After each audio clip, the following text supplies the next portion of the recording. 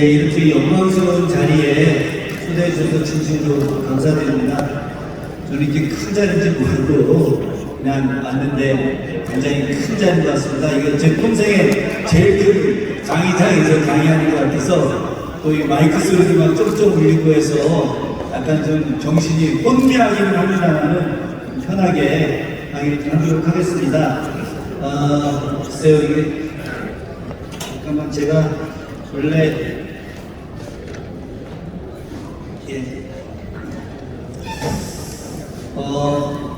이게 무슨 강의가 뭐 정조에 대해서 깊이 있게 뭘 막 교육하는 그런 시간은 아닌 것 같습니다. 그리고 이 PT 자료는 원래 이제 2시간 정도의 강의용 자료인데 이렇게 하는 것보다는 저녁 식사도 하셨고 해서 조금 그 편한 이야기로 이 PT 이야기를 이제 맞춰가면서 하는 게 낫지 않을까 싶습니다. 정조하면 떠오르는 이야기는 굉장히 많이 있습니다. 좀 흥미롭게 이야기하자면은 최근에 작년 초였나요? 우리 장모님들은 그 드라마를 보셨는지 모르겠지만 옷소매 붉은 끝둥이라고 하는 드라마의 주인공이었었습니다. 혹시 보신 분 한번 손 한번 들어보시겠습니까? 이래도 꽤 많이 계시네요. 예. 이 드라마가 시청률이 꽤 높았던 그 드라마였습니다. 이제 이야기는 이제 그런 겁니다. 정조가 궁녀를 사랑을 하게 됩니다. 정조는 이제 후궁이 5명이 있었는데, 왕비가 1명 있고 후궁이 5명이 있었는데, 그 중에 한 후궁을 정말 사랑을 했어요. 사실 이 의빈성 씨라고 하는 후궁에 대한 이야기는 세상에 거의 없었는데, 제가 2018년에 JTBC 그 차이나는 클라스의 정조 특강을 하면서 세상에 이제 알려지게 된 여인입니다. 정조가 잘 아시겠지만 굉장히 어렵게 성장한 사람입니다. 아버지하고 어머니가 관계가 좀 안 좋았어요. 예, 많은 기록들을 보게 되면 사도세자하고 해경궁 씨하고 관계가 안 좋았습니다. 그거는 철저하게 로미오와 줄리엣 같은 그런 정도로 이해하시면 좋을 것 같습니다. 해경궁 씨 집안은 노론의 최고의 우두머리 집안이었고요. 사도세자는 철저하게 당파적으로 소론을 지향했던 사람입니다. 그러니까 이 부부가 자기 집안과 자기가 생각하는 어떤 당파의 이념 때문에 관계가 썩 좋지 않았던 것도 사실이었고요. 그런 과정에서 사도세자가 이제 죽음에 이르게 됩니다. 사도세자가 죽은 것은 뒤주에 갇혀 죽은 거 많이들 알고 계실 텐데요. 글쎄 날짜를 좀 굳이 특정을 하자면은 당시 양력으로 7월 12일 날 돌아가십니다. 그러니까 굉장히 뜨거운 여름에 돌아가셨는데 물 한 모금도 못 마시고 밥 한 톨도 못 먹고 그리고 8일 동안 뒤주에 갇혀 있다 죽게 되죠. 이제 그런 과정에서 이제 해경궁 씨가 굉장히 마음에 상처를 많이 입습니다. 아무리 자기 남편하고 관계가 안 좋았어도 남편이 죽었잖아요. 그러니까 뭔가 좀 허전하고 외롭고 또 여기에 더해서 해경궁 씨는 자기 아들을 살리고 싶은 그런 생각이 굉장히 컸습니다. 남편을 죽인 사람들이 아들도 죽일 수 있다고 생각을 해서 아들과 헤어지기로 결심을 합니다. 왜 헤어지기로 결심을 하느냐? 해경궁 씨하고 아들 정조는 원래 창덕궁에 살았고 아버지 영조는 경희궁이라는 곳에 살았습니다. 아버지가 아들 보기가 너무 싫어가지고 아들과 떨어져 살겠다고 마음먹고 작은 궁궐이 경희궁을 아예 이어해 가거든요. 그래서 해경궁 씨가 자기의 아들 정조를 11살 난 정조를 할아버지한테 맡기고 본인과 따로 3년을 떨어져 삽니다. 이렇게 떨어져 살다 보니까 얼마나 외롭겠습니까? 그래서 자기 친정집에다가 아주 어린 여자아이를 보내달라, 알 것이나 할 수 있는 여자아이를 보내달라고 이야기합니다. 그래서 친정집에서 고민하다가 집사가 자기 딸을 궁으로 보내죠. 남의 딸 데려다가 궁으로 보내게 되면 결혼도 못하고 얼마나 분묘돼서 고통스럽게 생활하겠습니까? 그래서 자기 딸을 이제 보내게 되는데 그 딸을 이제 정조가 어머니하고 헤어진 지 3년 뒤에 만나게 되죠. 14살의 어머니하고 다시 만나게 되는데 그때부터 시작해서 어머니 옆에 있던 그 어린 소녀를 이렇게 조금씩 보게 되다가 사랑을 하게 됩니다. 원래 이 권력자의 딸하고 평범한 그런 평민의 딸하고는 좀 느낌이 좀 다르지 않겠습니까? 그래서 동국 시절에 이 여인한테 청혼을 한번 합니다. 그랬더니 이 어린 궁녀가 동궁의 청혼을 받아들이지 않습니다.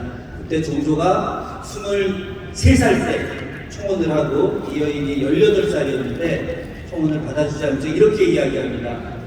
저하 세자분 마마가 계시는데 어찌 저같이 비천한 여인이 저와의 아내가 될 수 있겠습니까? 그럴 수 없습니다. 라고 거절을 하죠. 그래서 정조가 그때 그 여인의 마음을 받아들여서 결혼을 하지 않습니다. 아니 동궁 정도 되면 너 내 후궁해! 뭐 이렇게 해서 강제를 할 수 있음에도 불구하고 그 여인을 배려한다? 그렇게 하지 않았죠. 그러다가 이제 왕이 됐어요. 왕이 되고 나서 3년상을 치르고 다시 여인한테 청혼을 합니다. 내가 너를 정말 사랑한다. 그러니 나한테 결혼을 해다오. 결혼해다오라고 하니까 이 여인이 왕이 된 정조의 청혼을 또 받아들이지 않습니다. 전하, 왕비마마가 계신데 어찌 제가 이렇게 전하하고 결혼할 수 있겠습니까? 라고 해서 청혼을 받아들이지 않죠. 그리고 나서 정조가 또 6개월 뒤에 이 여인한테 다시 청혼을 합니다. 제발 나와 결혼을 해달라. 그런데 이 여인이 이 세 번째 청혼에서 어떻게 했을까요? 받아들였을까요? 아닙니다. 그때도 안 받아들였습니다. 그래서 그때도 안 받아들였다. 정조가 너무 열받아가지고 그때 가서 이제 뭐 막 강제는 아니지만 그래도 나는 너하고 꼭 결혼하고 싶어. 그래서 이 여인한테 이제 4번째 이야기를 해서 이제 결혼을 하게 됩니다. 사실은 실존 이야기였고 이런 이야기가 그 드라마상에 나왔던 거죠. 저는 사실은 이 자료를 어떻게 알게 된 거냐면 분당에 있는 한국중앙연구원에 놀러 갔다가 장소가 돼서 이제 여러 이야기를 하다가 정조의 이 글이 하나 남겨져 있다는 거니까 아니 뭔 소리 하는 거냐. 정조의 글이라는 게 죄다 귀장각에 가 있고 정조가 쓴 모든 글은 홍제전서라고 하는 군집안에 다 들어가 있는데 어떻게 이 장서각에 정조의 집필 어제 어필에 글이 남겨져 있을 수 있겠느냐 한번 봅시다 그랬죠. 봤더니 의민성씨 묘지명이라고 해서 바로 그 사랑하는 여인이 돌아가시고 났을 때 그 여인은 너무 안타깝고 사랑하는 마음으로다가 정말 사랑하는데 여자가 죽었잖아요. 그래서 이 여인을 슬퍼 너무 애틋한 마음으로 그 여인의 일대기를 이제 쓰게 된 거죠. 그 과정에서 자신이 어떻게 이 여인을 만나고 어떻게 사랑하고 또 둘이 즐거움을 나눴던 장면들. 그래서 어떻게 해서 둘이 연애를 했는지 봤더니 글쎄 충격적이더라고요. 수학 문제를 풀면서 연애를 했더라고요. 그래서 이 여인이 상수학을 아주 좋아했다. 그래서 수학을 같이 풀면은 굉장히 잘 풀었다. 그리고 정조가 원래 왕실 여인들한테 학문을 안 가르쳐줍니다. 원래 왕실 여인들은 말입니다. 학문을 절대 배우지 못하게 만들어요. 왜 배우지 못하게 만드느냐? 왕이 죽을 때 유언을 조작할 수 있다라고 하는 이유 때문에 안 가르쳐 주는데 정조는 이 여인을 너무 사랑해서 학문을 하나하나 알려줄 때마다 여인이 다 글씨를 배웠다라고 하는 것이죠. 그러면서 어쨌든 이 여인과 사랑을 나누는데 그래도 안타깝게 이 여인이 결혼한 지 10년 만에 이제 병으로 죽게 됩니다. 어쨌든 이런 드라마와 관련된 정조의 이야기도 있고요. 예전 드라마 중에 이산이라고 하는 드라마가 있었습니다. 이 드라마는 굉장히 많이 보셨을 겁니다. 그래서 정조의 일대기가 아시아 전체로 퍼져나갑니다. 2011년에 당시 일본에서 거의 몇십 년 만에 민주당 총리가 등장을 하게 됩니다. 지금까지 일본은 계속 자민당 총리가 나오는데 그때 2년 정도 민주당 총리가 나오게 됐어요. 재수가 아주 좋았었습니다. 그때 민주당의 일본 총리가 하토야마라고 하는 총리였는데 하토야마가 총리 이제 취임하고 기자회견 장소에서 뭐라고 이야기를 했느냐, 나는 조선의 개혁군주 정조를 닮은 그런 정치를 하겠다고 했습니다. 일본 정부가 충격을 받았죠. 왜 충격을 받았겠습니까? 아니, 일본의 총리가 일본 역대 있는 뛰어난 정치가들에 대한 이야기를 하는 것이 아니라 조선의 왕이었던 정조를 닮겠다, 정조와 같은 개혁 정치를 하겠다라고 이야기하니 얼마나 충격을 받았겠습니까? 그 이유를 나중에 제가 확인해 봤더니 하토야마 총리의 부인 때문이었더라고요. 하토야마 총리의 부인이 드라마 이산의 광팬이었던 겁니다.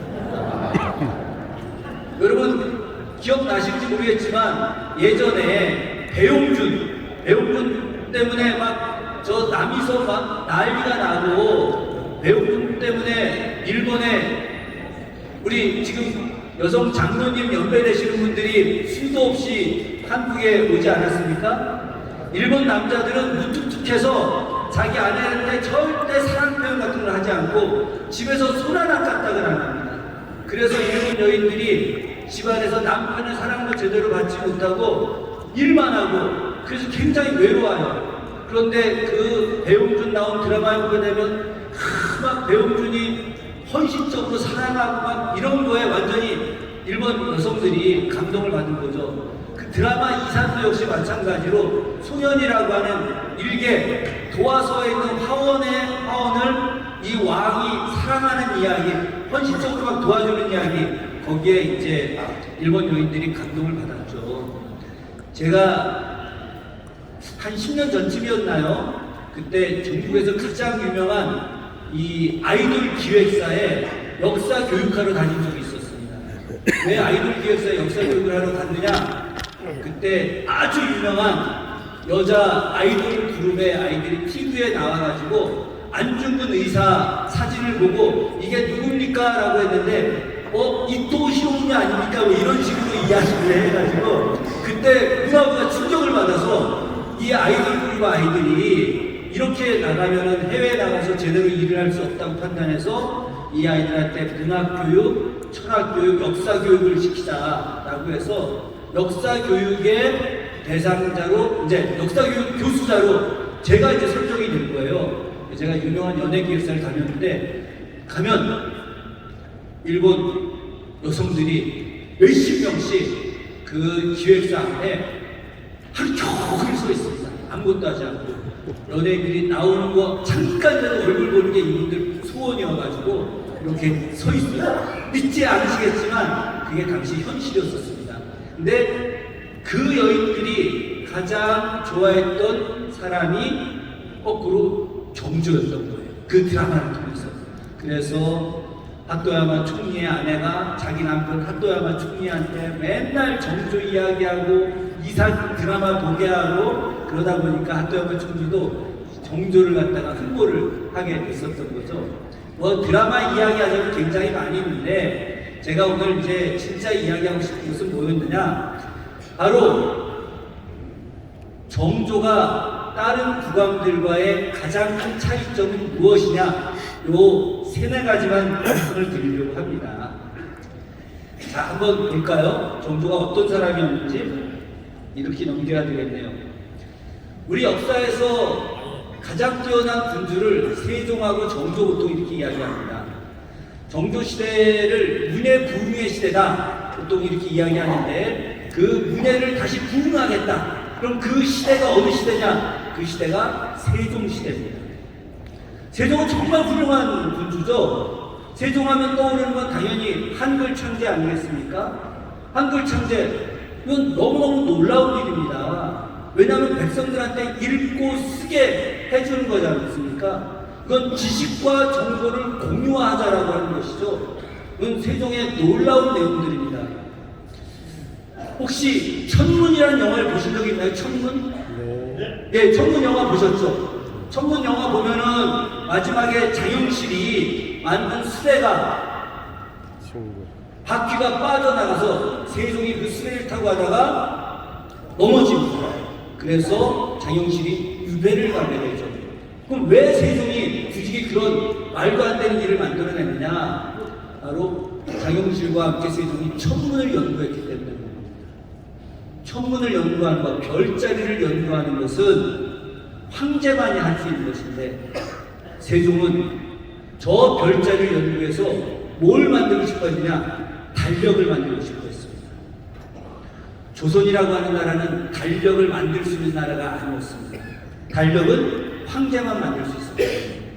황제가 달력을 만들어서 조선의 왕한테 선물을 주고, 그럼 그걸 복사해서 나눠서 쓰는 것이 원래 중국과 조선의 관계였었습니다. 그런데 이놈의 달력이 조선의 현실과는 맞지 않아요. 달력을 왜 만드는 거냐? 그것은 360일 농사를 원활하게 하기 위해서 만든 것인데, 중국의 기후와 중국의 땅 성분과 중국의 물과 조선의 땅과 조선의 기후와 조선의 물은 완전히 다르지 않습니까? 전 세계에서 아무 데나 가서 물을 마음껏 마실 수 있는 나라는 한반도 우리밖에 없습니다. 일본도 안 됩니다. 중국은 당연히 안 되죠. 유럽도 안 됩니다. 하늘이 준 땅이 우리 한반도죠. 아무 데서 물 먹어 마실 수 있지 않습니까? 물론 지금이야 생수 사 먹는 처지가 됐지만, 제가 고등학교 다닐 때까지, 제가 대학 다닐 때까지 생수를 사 먹는다는 거는 상상도 안 가는 일이었잖아요. 아무 데서 다 물 먹을 수 있으니까.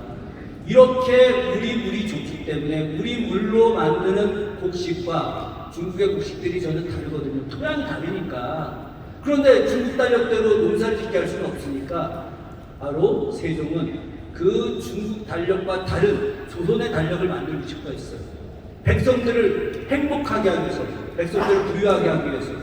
그런데 조선은 달력을 만들 수가 없는 거예요. 천문도 연구 못하게 하고 달력도 못 만들게 하니까 세종이 비밀리에 천문을 연구하고 달력을 만듭니다. 세종이 음악을 정리했죠. 음악을 정리했는데, 이 음악 정리가 왜 대단히 중요한 것이냐? 우리가 지금도 국가 의례를 할 때 반드시 애국가를 연주하고 국회에 대한 경례를 할 때 음악이 나오고, 묵념할 때 음악이 나오지 않습니까? 음악이라고 하는 것은 바로 그 나라의 주체적 상징이 되는 겁니다. 의례화라는 것은. 여러분들, 우리 전국 장로대회 하는데도 역시 음악이 존재했던 거죠. 그런데 세종이 왕이 될 때까지 국가의 모든 의례가 다 중국의 음악입니다. 조선의 음악이 없는 거예요. 세종은 조선의 음악으로 국가 의례를 만들고 싶어 한 겁니다. 그래서 음악도 새로 정비하고 싶어 했던 거죠. 악기도 조선의 악기로 만들고 싶어 했던 겁니다. 문자도 우리 문자를 쓰고, 우리 별자리를 연구해서 우리 달력도 만들고 싶어 했고, 또 우리의 음악을 또 재정립하고 싶어 했던 거죠. 이런 뛰어난 세종이 당대 최고의 문화를 만들었는데, 그 문화를 계승하고 싶었던 것이 정조였었습니다. 그래서 정조는 자신이 가장 존경하는 사람이 세종이다라고 하고 세종을 따라했죠. 그럼에도 불구하고 정조가 세종보다 요만큼 더 나은 사람이 됐습니다. 왜 나은 사람이 됐을까? 바로 여기 나와 있는 대로 월인청강은 세종을 상징한다면 만천명월은 정조를 상징하는 것입니다. 월인청강은 천개의 강을 저 달빛이 콕 비춰주는 겁니다. 어느 강이 크기 때문에 달이 더 많이 비춰주고, 어느 강은 작기 때문에 적게 비춰주고, 그렇게 하지 않는다는 거죠. 굿주, 리더, 이런 사람은 모든 사람에게 똑같이 사랑을 베풀어 줘야 된다는 것이 이분들의 생각이었습니다. 정조는 나중에 본인의 호를 만천명을 주인용이다. 만천명을, 만개의 천을 밝게 비춰주는 달이다라고 이야기하죠. 그래서 우리가 세종과 정조를 이야기할 때 달의 군주 이렇게 이야기합니다. 고리가 달을 비춰주는 거예요. 그런데 세종은 그 달을 비춰주는, 고르게 비춰주는 군주로서의 역할은 충실했는데 그 다음 단계를 생각하지 못했습니다. 그러나 정조는 세종을 공부했기 때문에 그 다음 단계를 생각했죠. 어떤 거냐? 바로 아래에 있는 빨간색 글씨입니다. 시간이 많지 않아서 달이 흐르면, 물이 흐르면 달도 따라 흐른다. 물이 쫙 흘러가면 물에 비친 달도 함께 쫙 흘러가는 겁니다. 물이 멎으면 달도 따라 멈추는 겁니다. 물이 거슬러 올라가면 달도 따라 거슬러 올라가는 거예요. 물이 백성이면 달은 군주인데 물과 달이 함께 같이 가는 거죠. 그러니까 물이 자연스럽게 흘러가면 군주의 역할도 역시 자연스럽게 흘러가는 것들인데 마지막에 물이 소용돌이 치면 달도 함께 소용돌이 친다는 거예요. 달은 찌그러지고 함께 소용돌이 친다. 만약에 지도자가, 왕이, 리더가 잘못을 하게 되면 백성들은 바로 물은 소용돌이 치는 겁니다. 소용돌이 치게 되면 그 소용돌이 치는 물 안에서 달의 모습은 온전할 수가 없겠죠. 달이 함께 소용돌이 치면서 바로 달의 모습은 형체가 제대로 존재하지 않는 겁니다. 바로 정조는 백성들이 그만큼 중요한 존재다. 백성들의 삶을 거스르는 지도자는 반드시 찌그러지고 그 형체를 알 수 없게 되어 있다. 왕이, 지도자가 자기의 모습을 온전하게 하려면 바로 물이 흘러가는 백성들과 함께 가야 된다는 것이죠. 그러니까 월인천강, 만천명월, 이것은 둘 다 세종과 정조가 동시에 같이 알고 있는 것이었지만 바로 백성들이 너무너무 중요한 존재고 백성들이 물이 흘러가듯 자연스럽게 만드는 좋은 정책을 만들어야 한다는 것이 바로 한 단계 더 발전된 정조의 생각이었다고 하는 것이죠. 그만큼 정조는 이 백성들에 대한 생각을 중요하게 생각을 했습니다. 자, 영조하고 함께 있었던 정조, 아까도 잠깐 얘기했지만 사도세자 28살에 죽고, 그리고 역적지자 불이구나, 역적의 아들은 궁왕이 될 수 없다. 그래서 정조가 왕되는 것을 끊임없이 반대하고, 정조가 왕되고 나서도 경희궁 조년각에 정조가 공부하고 있는데 거기에 자객들이 들어가서 정조를 죽이려 했습니다. 조선 500년 역사상 자객이 왕의 침전에 들어가서 죽이려고 했던 사건은 1777년 7월 28일 날 있었던 딱 이 사건 하나밖에 없습니다. 아까 얘기했던 그 옷소매 붉은 끝동의 주인공이었던 의빈성 씨, 사실은 아주 오랫동안 여론에 의해서, 공장에 의해서 조금씩 미세한 독약을 먹다가 끝내 죽음에 이르게 됐고, 그의 아들이었던 민옥세자도 역시 그렇게 죽게 됩니다. 이렇게 어려움에 처했던 이 사람이, 정조가 어떻게 그 많은 관료들을 끌고 가고 그 관료들과 함께 실용적으로 풀어내서 새로운 나라를 만들 수 있었을까요? 사실 정조한테 아쉬운 점이 있습니다. 어떤 점이 아쉬웠느냐? 정조가 왕으로 재위하는 동안에 서양의 선교사들을 대거 불러들이지 못한 것이 가장 큰 아쉬움입니다. 도올 김용옥 교수님께서는 그런 이야기 하시더라고요. 정조시대에 가장 잘못한 것이 한 가지가 다산 정약용 선생을 북경으로 보내지 못한 거예요. 만약에 다산이 북경에 갔었으면 북경에서 세계를 만나서 엄청난 더 큰 인물로 성장했을 텐데 그것이 참으로 어렵다, 그것이 잘못됐다, 안타깝다, 이런 이야기를 많이 하셨습니다.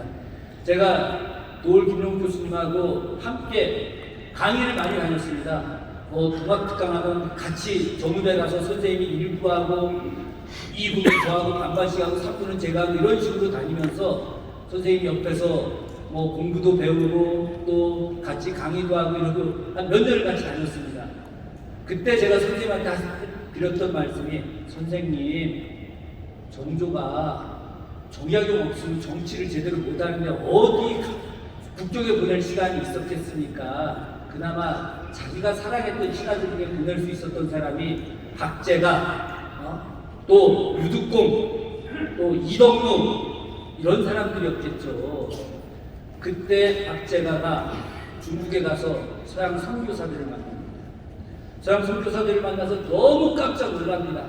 아, 이 사람들이 이야기하는 천주학, 당시에는 프로테스탄트가 들어오기 전이었었으니까 그 당시에 서학이라고 하는 것은 서양의 종교, 서교와 서양의 과학기술, 서기 두 가지였는데 이 두 가지를 바로 로마에서 보냈던 천주교 신부들이 다 완벽하게 익혀서 왔던 것이죠. 이분들이 한국 공부를 엄청나게 많이 합니다. 프랑스에 가면 파리 동양어학교 도서관, 동양어학교라고 하는 학교가 있는데 이 학교가 철저하게 외국으로 보내는 외교관들 혹은 서양 선교사들을 공부시키는 학교였습니다. 그래서 이 사람들이 중국어도 잘하고 한국도 엄청 잘했던 거죠. 그래서 한국 같이 필담하면서 서양 선교사들이 조선으로 들어오게 되면 이 나라를 비약적으로 발전시킬 수 있다고 생각을 했었습니다. 그래서 정조한테 이제 탄원을 하죠. 정조가 즉위한 지 10년 되던 해에 모든 관료들한테 특별한 부탁을 합니다. 나에 대한 어떠한 비방을 해도 좋다. 어떠한 비방을 해도 그걸 갖고 일체 문제 삼지 않겠다. 대신 나라를 위해서, 백성을 위해서 좋은 제안을 해달라라고 합니다.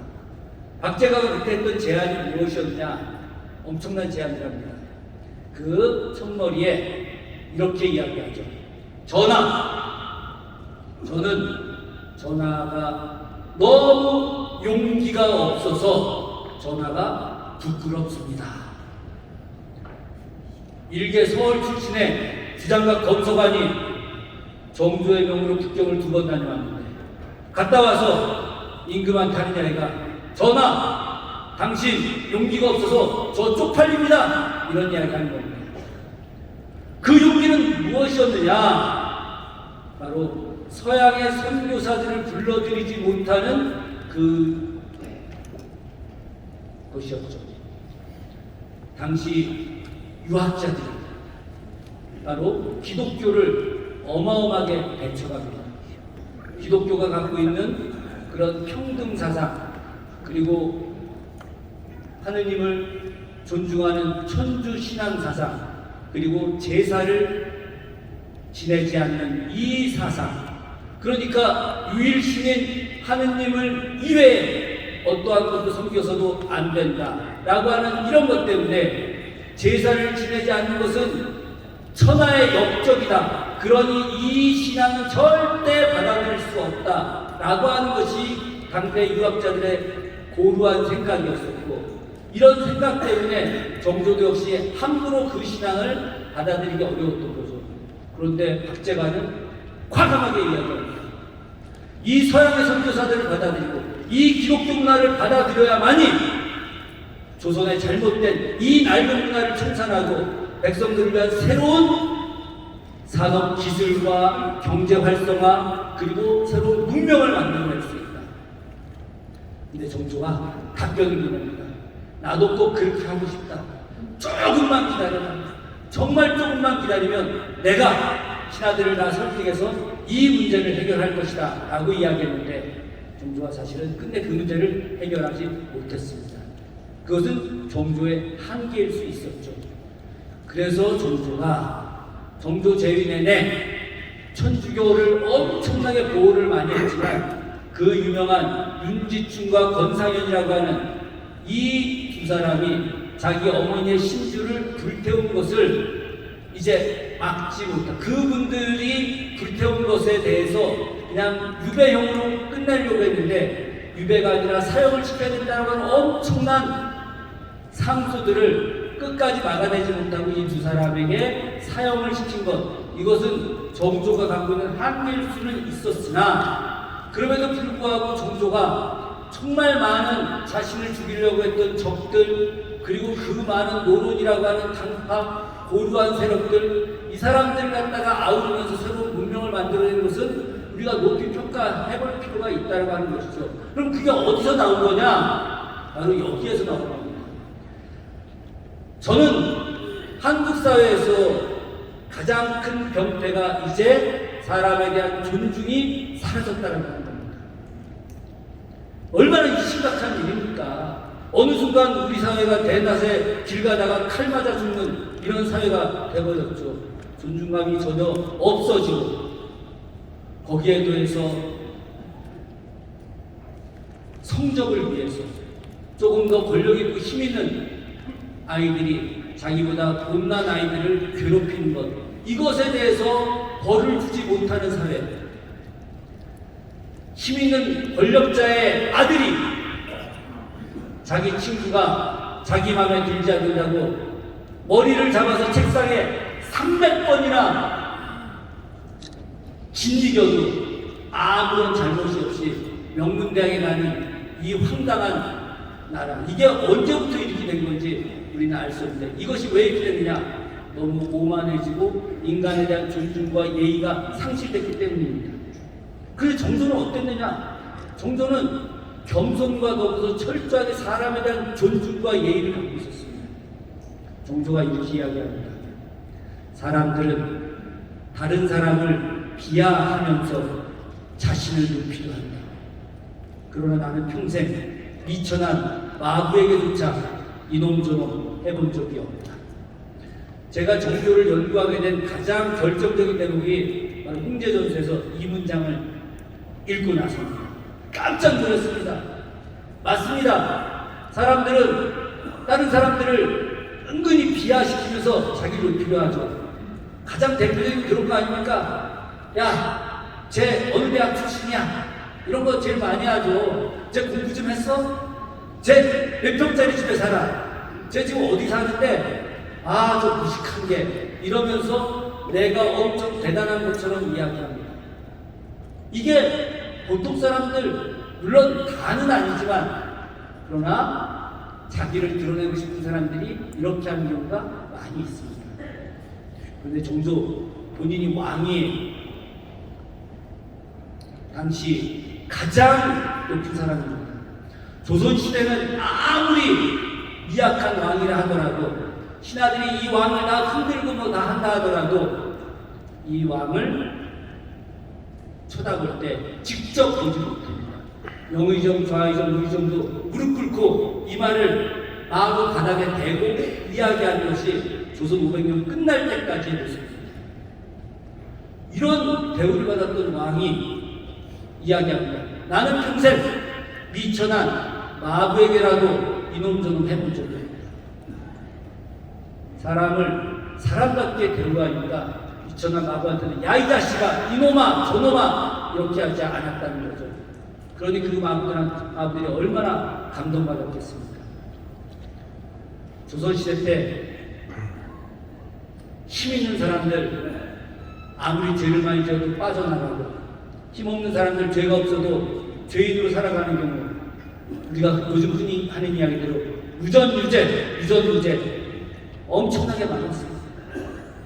조선시대 때 잘못된 사건들이 생기면 그 지역에서 고을, 현감, 수경들이 1심을 하고 2심으로 관찰사가 하고 마지막에 이 사람을 사형시켜야 된다, 유별고해야 된다, 이런 정도의 형량에 대해서는 최종 3심으로 임금한테 올립니다. 임금 바쁩니다. 임금 만기칠 나간다고 하는데 하루 종일 바쁘다 보니까 이 임금이 간영에서 올라올 판결문을 읽지 않습니다. 알아서 잘했겠거니, 아이고 관찰사가 있는데 뭐 맞겠거니 하고 나 윤자 도장, 윤호한다 도장 빵 찍어가지고 내려보냅니다. 그러면 의금부에서 혹은 포도청에서 그 사람 잡아다가 사형을 시키거나 유별보내거나 하죠.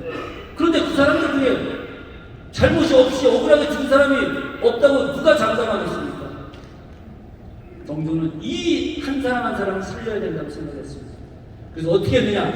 간영에서 올라온 판결문을 경전대학에 읽었다고 말씀하고 계십니다.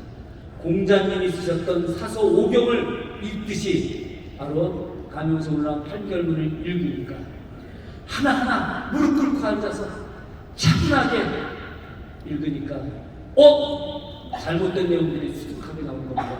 이건 이 사람이 분명히 잘못을 저질렀는데 죄인은 이 사람이 되어버렸고, 이 사람은 아무 잘못 저지르지 않았는데 이 사람이 사형의 위기에 처해서, 그래서 정조가 이걸 갖다 다시 다 심리 재판을 하고 그래서 이 사람들을 다시 살리는 일합니다.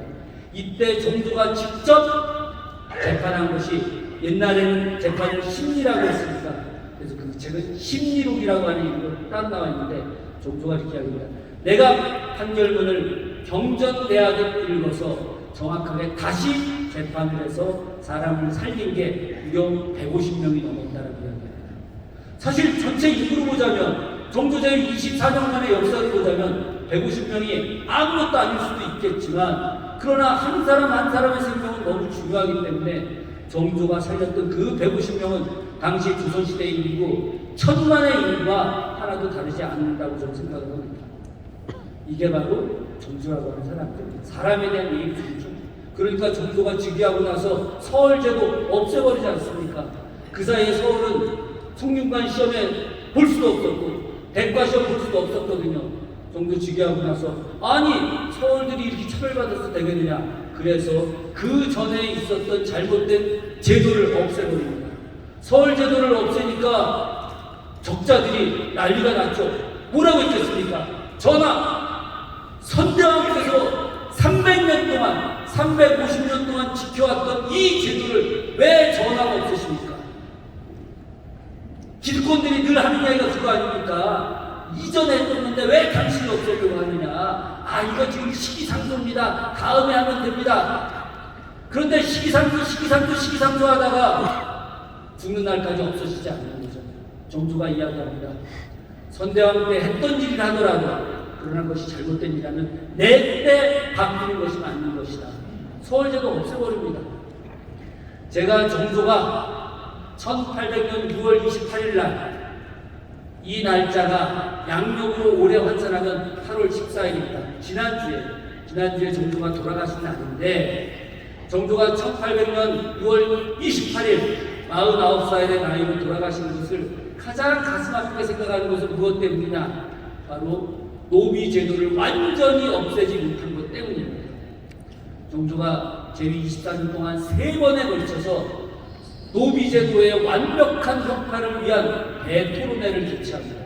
그때마다 신하들이 전하 안 됩니다. 노비는 안 됩니다. 라고 이야기합니다. 위대한 실학자 성우 이익 선생님이 그렇게 말씀하십니다. 지금 참으로 부끄러운 시대에 내가 살고 있다. 예전의 부자들은 자신의 부를 이야기할 때 내가 몇만 지기의 땅을 갖고 있소 라고 이야기합니다. 지금 부자들은 내가 몇 명의 노비를 거느리고 있소 라고 이야기합니다. 어찌 사람을 돈으로 평가를 하느냐. 참으로 말세 시대다 라고 이야기하셨습니다. 성모이 인사문에 이런 말씀을 써주셨죠. 노비가 돈이에요. 그래서 노비 한 명을 사고 팔고 합니다. 노비 한 명 값의 가격이 어떻게 되느냐? 말 한 푼 값입니다. 당시 말 한 필이 30냥이었는데 30냥 주면 말 한 필 주면 사람을 사는 이런 시대. 우리나라 사람들은 노비 사고 팔지 않았을 거라고 생각하죠. 이거 옛날 저 아프리카에서 미국 노예상들이 사갖고 와서 미국 남부사회에서 흑인 노예를 사고 팔고 하는 쿤타키테 사고 팔고 하는 이런 것만 생각하실지 모르겠지만 조선에서도 노비를 사고 팔았습니다.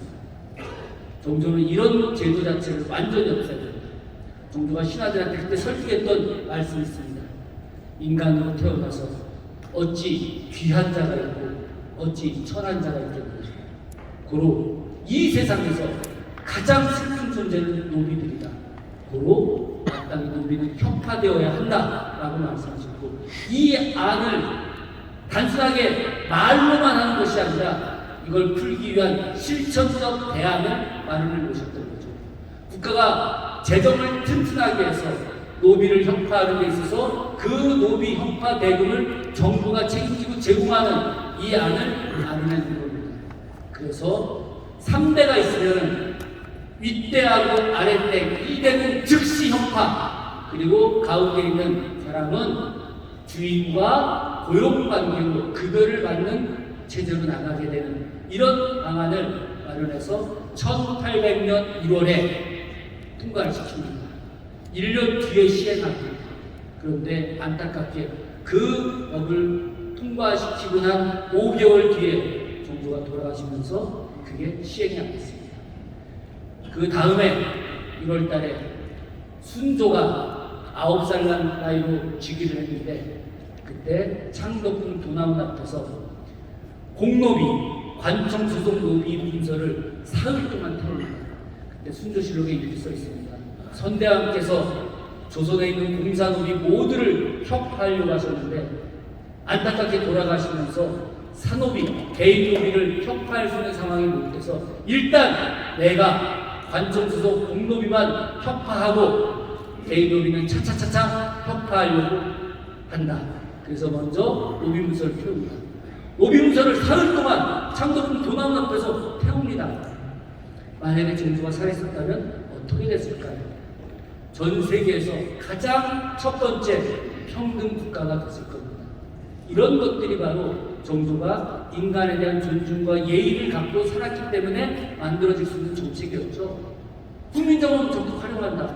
세종이 국민정음을 만들었습니다. 너무 대단한 것이었죠. 그런데 국민정음이 어느 순간 언문이라고 하는 이름으로 바뀌었어요. 언문. 그럼 이 언자가 무슨 언자냐? 계집 언자, 천할 언자.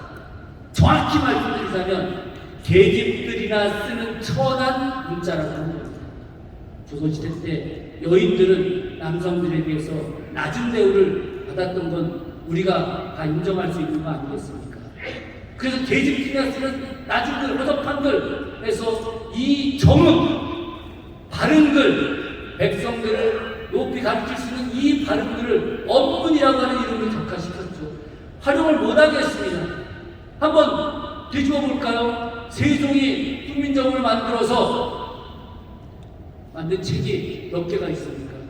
용비어천가, 월인청강기록, 그리고 한문으로 돼 있던 공사직서를 한글로 바꾼 거 말고 하지를 못했습니다. 물론 그거하고 상관 뒤에 돌아가시는 바람에 제대로 할 수 없었죠. 근데 당시에 끊임없이 신하들이 못하게 말렸기 때문입니다. 국민정음을 만드는 데 함께 참여했던 문종, 국민정음을 만드는 데 또 함께 참여했던 세조가 왕이 되었음에도 불구하고 자기가 국민정음을 만드는데 역할했음에도 불구하고 세조가 했던 것은 월인석보라고 하는 부처님 일대기, 부처님 전기를 한글로 만드는 것 말고는 없었어요. 정조 어떻게 했느냐? 국가가 만드는 모든 문서, 또 새롭게 만드는 책, 또 경전 이런 것들을 다 훈민정음으로 번역해서 반포합니다. 법률도 반포해, 시행령도 반포해, 다 훈민정음으로 반포합니다.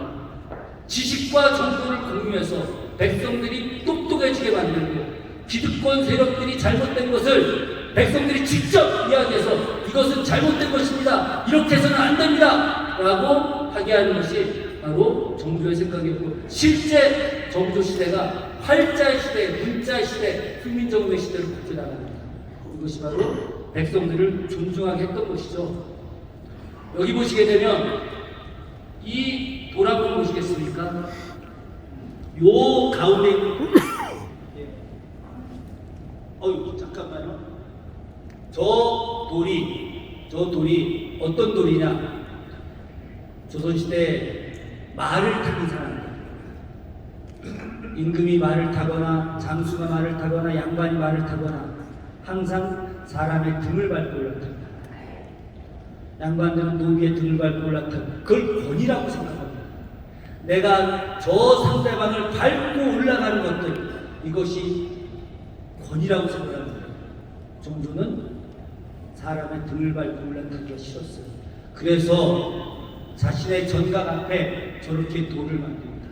말을 타고 들어가서 저 하마석에서 내려서 올라가, 또 말을 탈 때 저 하마석에서 말을 타고 사람의 등을 밟지 않고도 말을 탈 수 있는 모습들, 저게 바로 사람에 대한 진정한 존중의 의미입니다.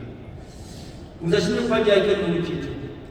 정조 생명을 사랑하는 사람입니다. 저는 흥제전서에서 이 글을 읽을 때 정말 충격받았습니다. 아니, 지금 반려동물 최고 선구자가 정조 아닌가? 정조가 왕이 된 지 한 10년쯤 됐습니다. 그때 신하가 이야기합니다. 전하, 전하가 타고 다니는 말이 너무 늙어서 다리를 절기 시작하고 있습니다. 만약 전하가 이 말을 타다가 말이 잘못되게 되면 전하가 다치기라도 했을 때 이 나라가 큰일이 나니 말을 새 말로 교체하시는 좋을 것 같습니다. 우리들은 보통 그렇게 하면 어떻게 할까요? 그렇게 하라고. 그럼 그렇게 할 거 아니겠습니까? 젊은 말, 새 말 좋지. 기왕이면 더 좋은 말로 해줘. 이렇게 지금 벤츠, 마으 이런 걸로 좀 바꿔줘. 이렇게 이야기하는 거랑 똑같은 거 아니겠습니까? 종조가 근데 저도 다르게 이야기합니다. 그래. 그러면 젊은 말로, 새 말로 바꾸면 좋겠다. 그런데 저 말이 나와 함께한 지 10년 가까이 됩니다. 만약에 저 말이 나를 갑작스럽게 태우지 않는다고 한다면 얼마나 서운해하겠느냐.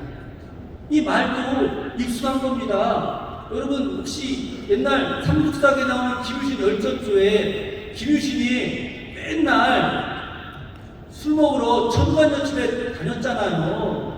그런데 어느 날 어머니가 너 천관이랑 놀지 마! 해갖고 알겠습니다 어머니 천관이랑 안 놀겠습니다 라고 해서 몇 달을 안 갔다는 거 아닙니까? 그러다 하루는 화랑들하고 술이 떡이 되도록 먹고 말 위에서 꽉 잤는데 이 말이 늘 가던 길로 자연스럽게 천관여 집으로 갔다는 거 아닙니까? 그래서 김유신이 그 자리에서 칼을 뽑아서 말의 목을 베었다. 이 유명한 이야기. 아니 말이 영물이라 익숙한 겁니다. 그러니 말이 자기가 늘 타던 사람을 다 보는 거 아니겠어요? 여러분 삼국지에 나오는 관우의 적토마, 유비의 종노마 이게 말이 실제 사람보다 더 영물이라고 하는 거 막 이야기되는 거 아니겠습니까? 종조가 자기가 타던 말이 자기를 안 타면 왜 갑자기 내가 타던 저분이 안 계실까 얼마나 서운해하겠습니까? 종조가 그렇게 이야기합니다. 그러니 저 말을 새 말로 바꾸래. 아무것도 싫지 말고 아무도 태우지 말고 내가 행차할 때마다 나를 따라다니라. 그러면 저 말도 서운하지 않을 것이고 나도 서운하지 않을 것이다.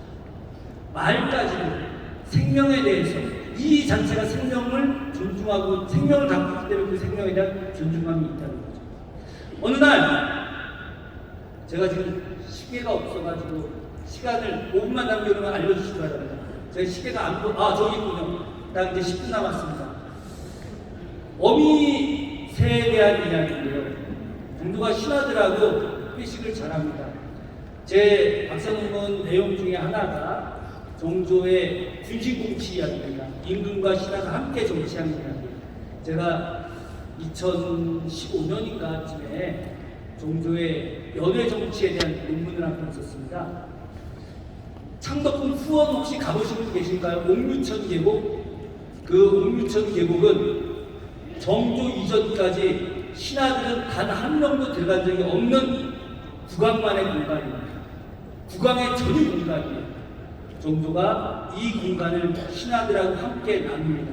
그래서 이 공간을 봄, 가을에 꽃필 때 임금과 신하들이 함께 산책하고 그리고 나와서 창덕궁 구용정 앞에 있는 구용정에서 함께 낚시하고 그리고 그 구용정에서 함께 회식을 합니다. 그게 제 논문이 이제 학술지에 실었던 논문이 창덕궁 후원 군신동행과 연회정치라고 하는 겁니다. 실제 연회를 베푸는 것은 단합하는데 가장 좋은 겁니다. 물론 과도하게 술 먹고 정말 만취한 사람이 있으면 문제가 되겠지만 적당한 음주를 통해서 서로 분위기 맞추는 건 굉장히 좋은 거죠. 종조가 이런 일을 가끔가다 합니다. 그래서 그날도 역시 구용정에다가 신하들하고 술상을 봐오려고 했는데 신하들은 이미 앉아 있어요. 임금이 이제 천천히 걸어가게 되는데 임금이 가다가 뭘 봤느냐? 구용정에 있는 새 집을 본 겁니다. 이 새 집 안에 아기 새들이, 새끼 새들이 있는데 어미새가 먹이를 물고 와서 막 뭘 주려고 하는데 사람들이 있다 보니까 어미새가 무서워서 접근을 못하는 겁니다. 새들은 배가 고파서 삐약삐약 하고 있고 어미새는 겁이 나서 혹시 이 사람들이 자기 새끼들을 해칠까봐 또 겁이 나기도 하고, 그 모습을 봤던 정조가 한마디 합니다. 저 어미새가 우리들 때문에 먹이를 주지 못합니다.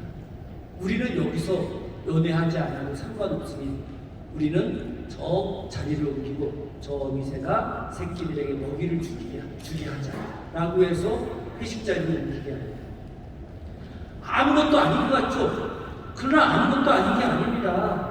사람들은 그 새 신경도 안 씁니다. 저것들이 왜 지랄이야? 이런 이야기 합니다. 저것도 확 잡아볼까? 뭐 이런 식으로 이야기하죠. 그런데 종조는 그 생명들, 그 가족들이 갖고 있는 공동체성, 그들이 서로 가족의 존엄성을 인정해 주는 겁니다. 사람의 생명, 모든 인물들의 생명의 존엄성을 인정하는 것. PT에는 없지만 이런 내용도 있습니다. 종조가 자기 아버지 묘소에 갔는데 수원에 있는 혈룡원이라고 하는 묘소가 있는데 송충이가 너무 많은 거예요. 그래서 정조가 화성을 육수한테 송충이를 좀 잡았으면 좋겠다라고 했죠. 그래서 아이를 동원해서 뭐 송충이도 잡고 송충이 잡으면 뭐 콩도 볶아주고 뭐 이렇게 해서 송충이를 많이 잡았습니다. 화성육수 조심태가 정조한테 장계를 올립니다. 전하, 송충이를 다 잡아서 가마니에다가 넣어놨습니다.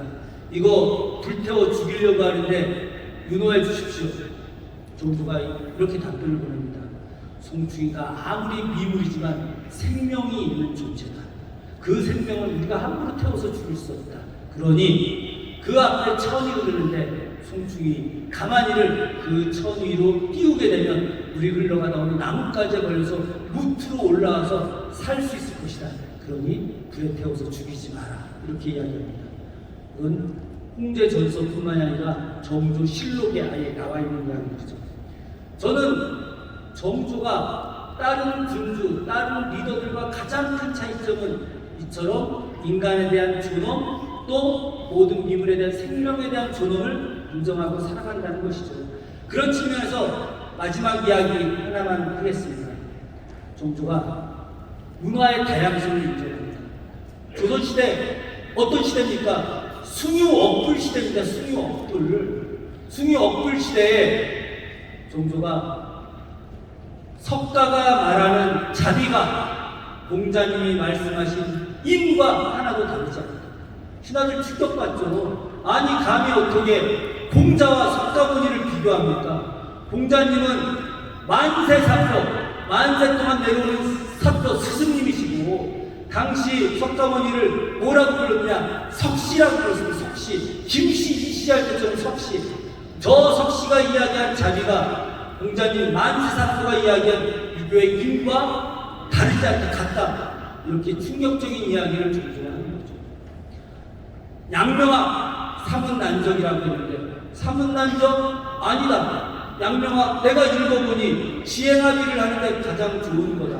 양명의 문장은 복음의 제일이다. 노장사상 선비들의 호연지기를 키우는데 너무 좋다. 이것도 배워야 된다. 서학? 이거는 우리가 잘못해서다. 우리가 만약에 경제를 바로 하고 백성들 안정되게 살 수 있게 하고 그리고 효행의 문화를 제대로 만든다면 어찌 서학이 더 커지겠느냐. 우리의 잘못이지 저 백성들의 잘못이 아니다. 거꾸로 니들 서학을 탓하지 말고 정학을 더 공부를 열심히 해라. 이렇게 이야기하죠. 당시 유교주의도 뛰어넘어서 주자도통주의, 주자만이 절대적으로 옳다라고 하는 주자도통주의 시대에 불교, 양명화, 서학, 노장사상 이런 모든 것들을 포용하는 것이 바로 정조의 생각이었습니다. 이런 문화의 다양성을 갖고 있었기 때문에 그 시대가 실용의 시대였던 거죠. 그런 측면에서 정조가 늘 강조합니다. 지도자들, 고위 관료들, 지방에 있는 수령들, 아전들, 백성보다 조금 더 위에 있는 사람들은 손상익하해야 됩니다. 이익이 생기면 윗사람은 좀 덜 받고 아랫사람들에게 이익을 많이 줘야 된다. 만약에 잘못된 일이 있으면 윗사람이 손해를 보고 책임을 지고 아랫사람을 보호해야 된다.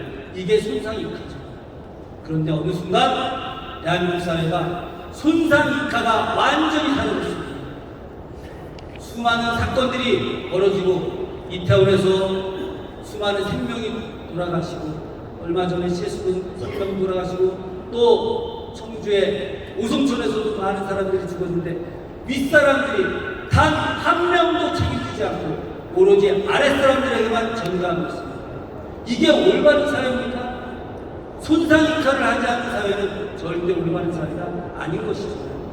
바로 이 사회에서 이 사회를 이끌어가는 사람들, 이건 사회든 아니면 교단이든 모든 부분에서 바로 많은 사람들을 이끌어가는 분들이야 가져야 될 가장 중요한 것이 바로 손상이카, 문화의 다양성, 규모를 세울 때 상하사방 경제방경, 이거는 바로 기회를 균등하게 줘야 된다. 어떤 사람이 더 힘이 있으니까 많이 주고 어떤 사람이 힘이 없으니까 더 기회를 덜 주고 이런 것들이 아니라 바로 수많은 만개천에 달이 고루 비춰준 빛을, 사랑을 고르게 비춰주는 것이 바로 청주의 참된 리더십이다 라고 하는 말씀을 드리면서 그래서 제 이야기 마무리하도록 하겠습니다. 고맙습니다. 다시 한번 감사의 박수